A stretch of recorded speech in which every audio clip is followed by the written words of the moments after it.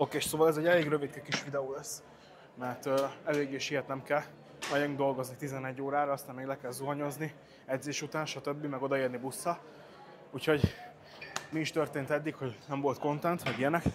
Nos, igazából az volt, hogy egyrészt nem volt idő, meg kapacitás erre, hogy videózzunk. Másrészt pedig eléggé szenvedős volt az utóbbi pár hét, illetve az előző edzések. Iszonyatosan fájt mindenem, és nagyon-nagyon ki voltam merülve. Így minden téren, fekvenyomás, guggolás, felhúzás terén is éreztem az izmaimat, illetve az üzleteket is, hogy fájt minden konkrétan. És megmondom őszintén, hogy nem akartam már ezzel bajlódni. És igaz, hogy mond ez is a folyamatnak a része, hogy az embert érik ilyenféle atrocitások, viszont most nem akartam tényleg ezzel bajlódni, meg tényleg iszonyatosan szenvedtem. Konkrétan volt olyan edzés, amikor a kiegészítő gyakorlatokat nem tudtam elkezdeni megcsinálni, mert annyira el voltam fáradva, viszont nem az ilyen normál esetben warm-up súly, konkrétan rám szakadt volna. De mindegy, megyünk előre. Jövő héten verseny, jövő hét vasárnap. Jól láttam, 14 órakor kezdek, hogyha minden jól megy.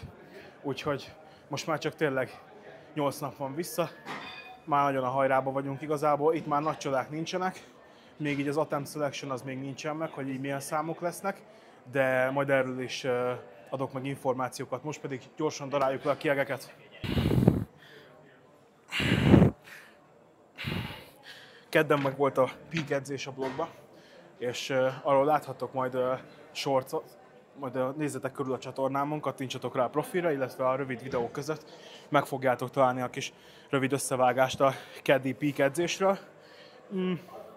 Összességében úgy nem volt olyan rossz edzés, a fáradtság azért akkor is bennem volt, de hát ez van, hát most már tényleg akkor 2 hétre, vagy akkor ugye kedden 2 hétre voltunk versenytől, most meg már tényleg szinte egy karnyújtásnyira vagyunk a versenytől, ez ilyen. Tehát itt már az ember tényleg elfárad mentálisan is, meg fizikálisan, de megyünk előre, nincs mese.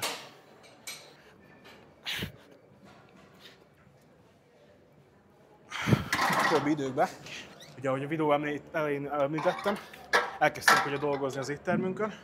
Ez már ilyen több hónapos processz volt, és az edzésekben azért rendesen megéreztem ennek a hatását, hogy tényleg reggeltől egészen késő, vagy kora estig dolgoztunk, tehát az ilyen 8 és 10 órás intervallumot jelent. Azért rendesen megéreztem így az edzésen, hogy egyrészt fejbe se voltam annyira ott, illetve így teljesítményre éreztem, hogy a lábaim ugye az egész napos menetel, illetve ugye a cipekedés miatt karjaim is, lábaim is tényleg tökre el volt fáradva minden, de nem baj, tényleg egy biznisznek én szerintem amúgy is így az eleje, ami nehéz ugye beindítani. Aztán tényleg, hogyha az embernek már beindul úgymond a vállalkozás, akkor utána úgymond csak szinten kell tartani, illetve ilyen apró újdonságok vannak, amiket így érted, meg kell változtatni, vagy amik úgymond ilyen nagyobb emberi erőfeszítést igényelnek. De a többi onnantól kezdve én úgy gondolom, hogy onnantól, hogy elkap az ember egy flót, akkor onnantól simán gördülnie kell mindennek. Most csukjázunk egyet, aztán utána lesz egy biceps, vagy nem, egy triceps, illetve egy mellgép. Ezeket így szupersetbe fogom majd megcsinálni, mert kb. Van 20 percem leedzeni. Van 4 órán megcsinálni 2 gyakorlatot, 3x10 lesz mindegyikbe, úgyhogy ezt szupersetbe leszek kénytelen megcsinálni. Van egy mellgép és egy triceps letolás. Csikám!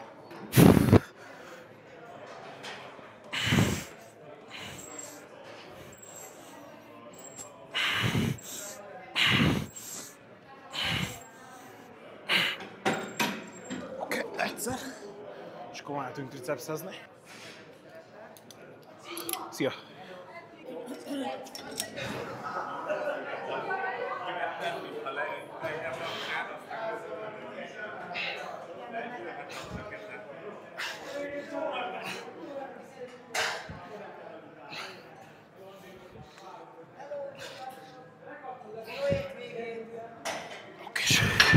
Első kanyarmágron egyébként tavaly is eléggé ilyen időhiányában szenvedtem, és akkor ezek a szupersettek ezek nagyon jól tudnak jönni, hogyha az ember tényleg nagyon siet, de közben mégis megvan benne úgymond az a felelősségérzet, hogy nem szeretne kihagyni gyakorlatot az edzéséből.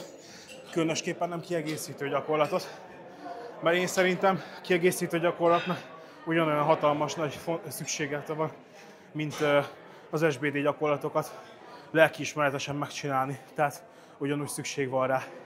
Egyébként a másik ok, amiért nem volt content, az az volt, hogy én megmondom őszintén, hogy a semmiről nem akarok contentet készíteni, semmiféleképpen sem. Tehát ennek a csatornának mindenféleképpen az a fő mottója, hogy tényleg értéket átadni, és úgymond tudást, illetve jó tanácsokat, olyan tanácsokat, amiket jó lett volna, hogyha az ember kezdőként hall, illetve olyan tanulságokat megosztani veled,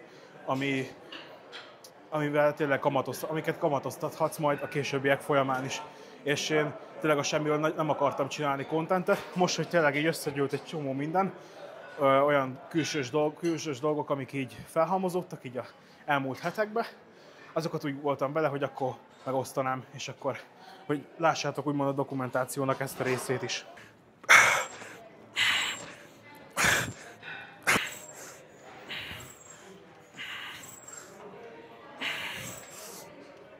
Oké. És akkor úgy csúszhat triceps.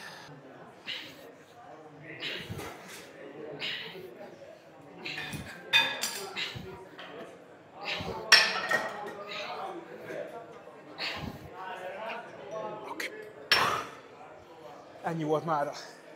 Találkozunk legközelebb jövő héten.